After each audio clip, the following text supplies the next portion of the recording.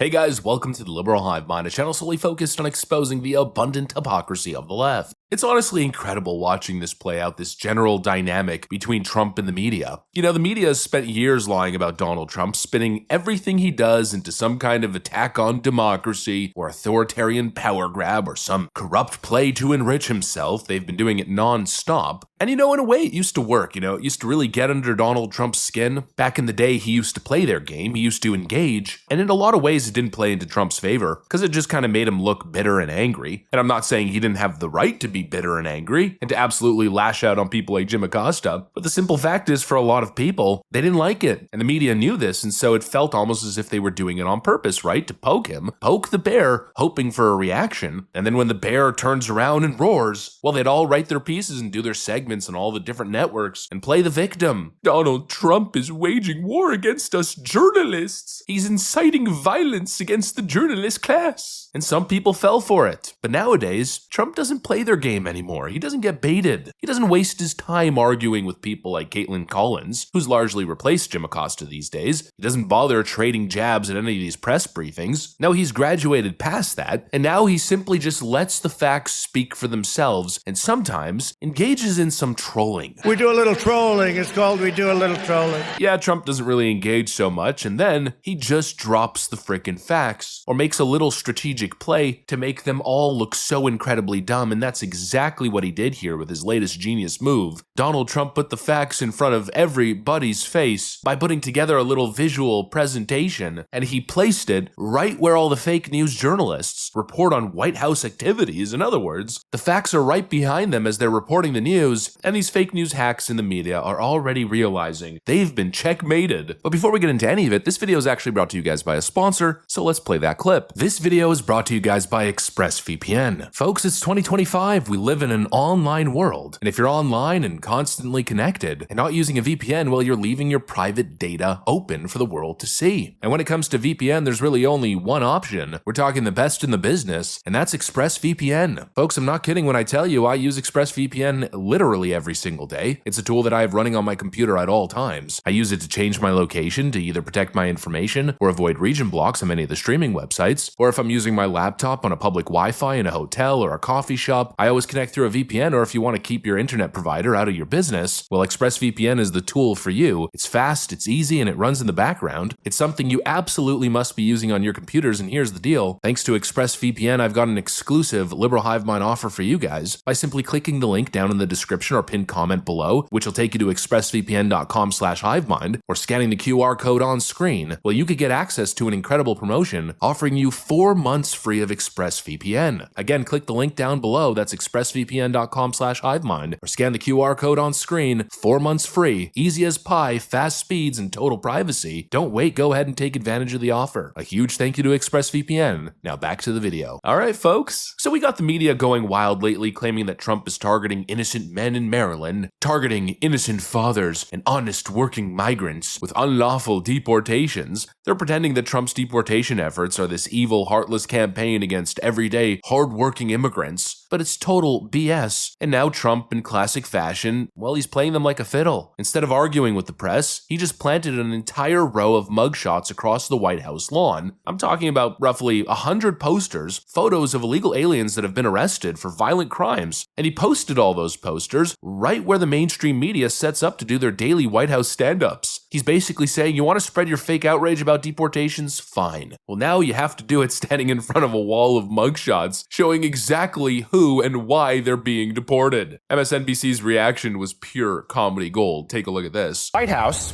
has put up about 100 posters of what they say are unauthorized immigrants who have been arrested for violent crimes. You can see them there. They put them up on the driveway of the White House. If you look here, that's the West Wing just at the forefront, the executive mansion itself to the left.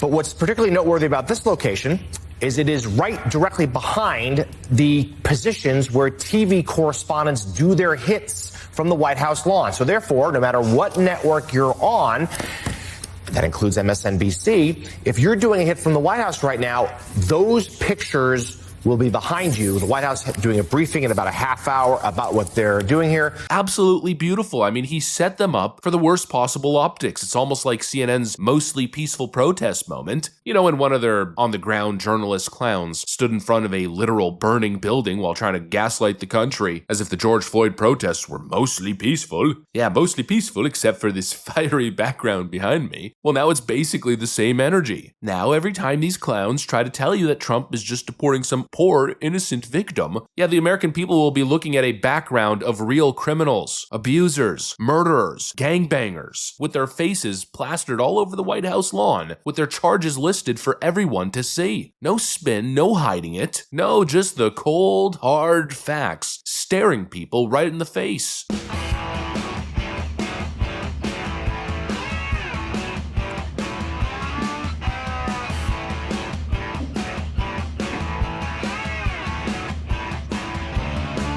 All the mugshots lined up, and even posted this on the White House website, listing every single individual and their crimes in details.